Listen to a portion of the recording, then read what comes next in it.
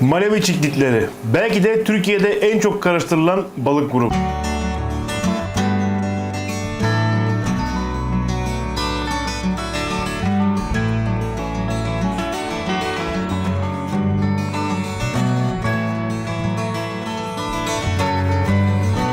Sarı prensesler, yunuslar, avrotoslar, tavus cikletler, yaşayan kayalar ve daha birçok balık. Hepsi aynı gölden geliyorlar ama hiçbiri aynı balık değil. Selamlar, ben Murat ve bu kanalda bir akvaryum balığı markası kurmaya çalışıyorum. Bu seride ise Afrika ciklitlerini göllere uygun olarak sınıflandıracağız. Bu seri şu şekilde ilerleyecek. Öncelikle Malevi Gölü'nden başlıyoruz. Daha sonrasında Tanganyika Gölü'ne geçeceğiz. Daha sonrasında Victoria Gölü'ne geçeceğiz. Bu çiklitler hakkında bilinen çok fazla yanlış var. Bu serilerle bu yanlışları düzelterek aslında daha sağlıklı akvaryumlar kurmaya, daha sağlıklı balıklar yetiştirmeye çalışacağız. Hazırsanız Malevi Gölü'ndeki çiklitlere şimdi geçiyoruz. Balıklarım streste, yavru ve yumurta alamıyorum. Sürekli kavga ediyorlar. Bu problemler bu ciklitlere bakmaya çalışan herkesin ortak problemi. Peki bu problemler neden kaynaklanıyor? Çünkü bu balıklar 3 farklı alt gruba ayrılmış durumda ve bu 3 farklı alt grubunda farklı bakım gereksinimleri var. Bu alt gruplar sırasıyla embunolar, hapslar yani haplokrominler ve aulonakaralar yani bildiğimiz adıyla tavus cikletleri olarak adlandırılmış. Ama merak etmeyin, bu video bu kadar sıkıcı ilerlemeyecek. Bildiğiniz, beslediğiniz balıklar üzerinden doğrudan bilgiler aktararak neden problemler yaşadığınızı ve bu balıkları bir arada bakarken nelere dikkat etmeniz gerektiğini anlatacağım. Birinci grup embunolar yani kayalık alanın serseri balıkları. Bu balıkları hemen her yerde görebilirsiniz. Sarı prensesler, avrotoslar, zebra ciklitler, demosoniler bunlar bu türün en yaygın örnekleri. Son derece dayanıklı yapılarıyla hemen her ortama uyum sağlayarak yaşayabiliyorlar. Bu yüzden üretmek de bakmak da çok kolay aslında. Embuna grupları Malevi Gölü'nde daha çok kayalık alanlarda yaşıyorlar. Bu yüzden aşırı bölgeci balıklar. Boyutları küçük olmasına rağmen ciddi agresyon hareketleri gösterebiliyorlar ve birbirlerine karşı ciddi şekilde agresif davranabiliyorlar. Alan koruma davranışları çok yüksek olduğu için bu balıkların bol bol saklanma alanına ihtiyacı var. Yani akvaryumda mutlaka kayalık bir bölge oluşturulmalı ve balıkların buralarda saklanabileceği oyuklar oluşturulmalı. Bu balıklar sürekli hareketli balıklar, o yüzden bölgeci davranışları ciddi şekilde akvaryumu etkileyebiliyor. Sürekli aktifler, gece gündüz kıpır kıpır haldeler. Bu yüzden yanlarına koyulacak balıkların da onlara uygun seçilmesi gerekiyor. Alan koruma davranışı çok yüksek olduğu için kendi aralarında kavgalar sürekli gözlemlenebilir. Eğer akvaryum yeterince büyükse bu kavgalar bir problem oluşturmayacaktır. Yani bölgeyi kazanan balık diğerini bir şekilde kovalayacaktır. Embuno grupları ağırlıklı olarak otçul beslenirler. Bunu birçok kişi yanlış biliyor. Doğrudan protein ağırlıklı yemler veriyor ve balıkların sindirim sistemine zarar verebiliyor. Bu balıklar doğada kayadaki yosunları kazıyarak hayatlarına devam ediyorlar. Bu yüzden akvaryumda oluşturabiliyorsunuz yosunlu kayalar gerçekten yapısal olarak balıkların daha güzel görünmesini ve surat yapılarının gelişirken daha güzel gelişmesini sağlıyor. Ben de şu anda arkamda gördüğünüz akvaryumda ufak yosunlu kayalıklar oluşturmaya çalışıyorum. Her ne kadar akvaryum içindeki balıklar bu duruma uygun olmasa da burayı bir embuna akvaryumuna yakın zamanda çevireceğiz. Anlayacağınız bu balıklara protein ağırlıklı yemler verirseniz sindirim sisteminde ciddi zararlara yol açabilirsiniz. İkinci grubumuz hapslar ya da haplokromisler.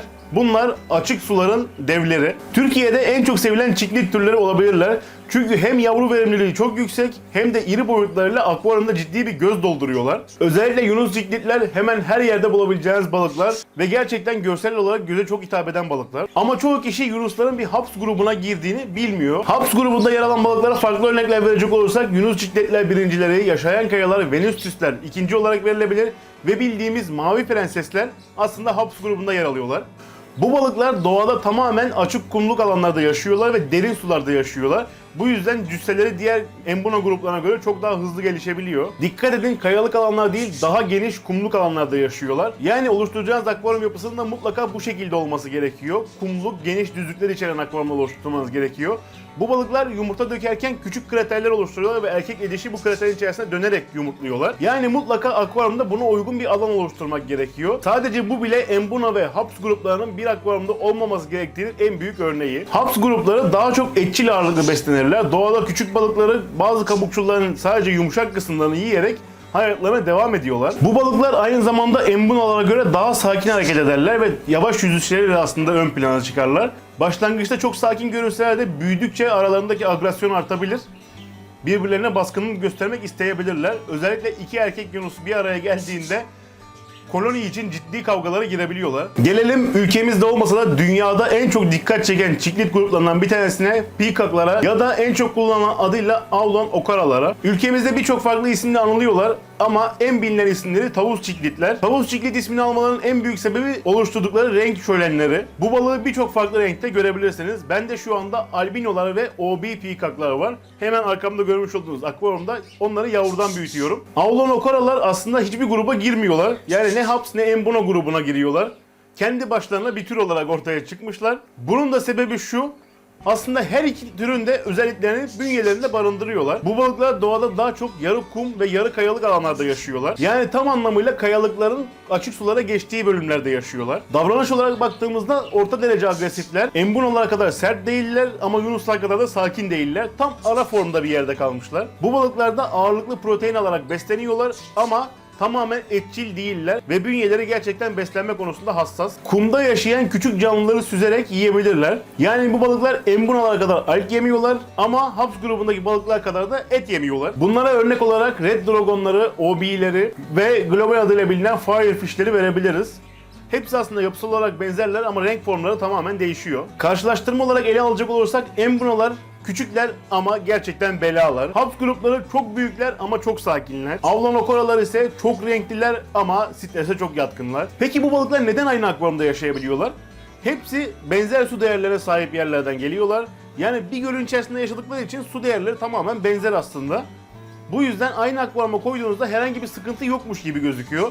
Özellikle yavrudan koyduğunuzda, ki ben burada aynısını yapıyorum şu anda. Yavru balıkları bir araya koyduğunuzda beslenmeye dikkat ettiğinizde herhangi bir sıkıntı çıkmıyor. Ama balıklar büyüdükçe, bölgeleşmeler, kurulaşmalar başladıkça, stres seviyesi arttıkça, kavgalar ortaya çıktıkça akvaryumun dengesi tamamen bozuluyor. Birçok kişi bu aşamada bir şey olmadı, gayet iyi gidiyor diye düşünüyor ama balıkların dünyasında sistem o şekilde çalışmıyor. Her ne kadar benzer su değerlerinde yaşasalar da bu balıkların aile yaşam döngüleri birbirinden çok farklı. Burada da işte bu balıkların neden ayrı akvaryumlarda bakılması gerektiği sorusu ortaya çıkmış oluyor. Bunu madde madde ele alacak olursak ilk sorunumuz davranış çatışması. Embunalar ciddi şekilde hareketli ve ciddi şekilde agresif balıklar. Burada doğru agresyon yönetimi sağlanmazsa kendi aralarında bile stres yaşayabilir, kendilerini bile baskılayabilir, hatta bazı balıkların ölümüyle sonuçlanabilir bu durumlar. Haps gruplarına davranışsal olarak baktığımızda ciddi şekilde alana ihtiyaç duyuyorlar. Bu da embunaların baskılanmasına sebep oluyor. Aulonokoralara baktığımızda ise davranışsal olarak en büyük etkilenme sebepleri stresi bir anda üzerlerine çekebiliyor olmaları. Yani bu balıklar strese çok hızlı kapılabiliyorlar. Sonuç olarak davranışlara genel olarak baktığımızda kavga, stres ve yetersiz alan mutlaka bir balığın zarar görmesine sebep oluyor. Bir diğer önemli madde ise beslenme çatışması. Embunalar tamamıyla bitkisel ağırlıklı besleniyorlar.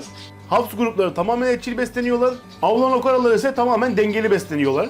Yani bu balıkların hepsini tek bir akvaryuma koyup tek tip yemleme yaptığınızda mutlaka bir tür zarar görüyor. Bir diğer önemli nokta ise boyut farkı. Hapslar gerçekten çok büyüyorlar ve çok baskın oluyorlar. Embunalar ise küçük kalıp ezilmeye mahkum oluyorlar aslında. Üretim sorunlarına gelecek olursak, ki bu benim için en kritik nokta. Karışık tanklar eşittir yavru alınmayan sıkıntılı akvaryumlar. Çoğu kez Haps grupları yeterince büyük olmadığında embunalar bu karma akvaryumlarda yavrulamayı başarıyorlar. Ki bu da zaten birçok akvaryumcuyu sıkıntı olmadığına inandırıyor. Ama her türden yeterli düzeyde verimlilik yüksek şekilde yavru almak için karma akvaryumlar hiç uygun değiller. Karışık tankta her türün dişleri ciddi şekilde stres yaşıyor. Erkekler baskılanıyor ve üreme davranışları tamamen bozuluyor. Sonuç olarak eğer doğru bir Malawi akvaryumu kurmak istiyorsanız mutlaka tek bir gruba odaklanmalısınız.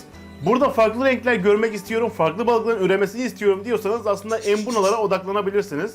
Çünkü embunaların birçok farklı alt türü, birçok farklı renk türü var ve hepsi aşağı yukarı aynı ortamlarda yaşayabiliyorlar. Karışık tanklarda görüntü güzel olsa da sistem bozuk oluyor. Bu yüzden en mantıklısı tek bir gruba odaklanıp balıkları doğru akvaryum arkadaşlarıyla beraber beslemek.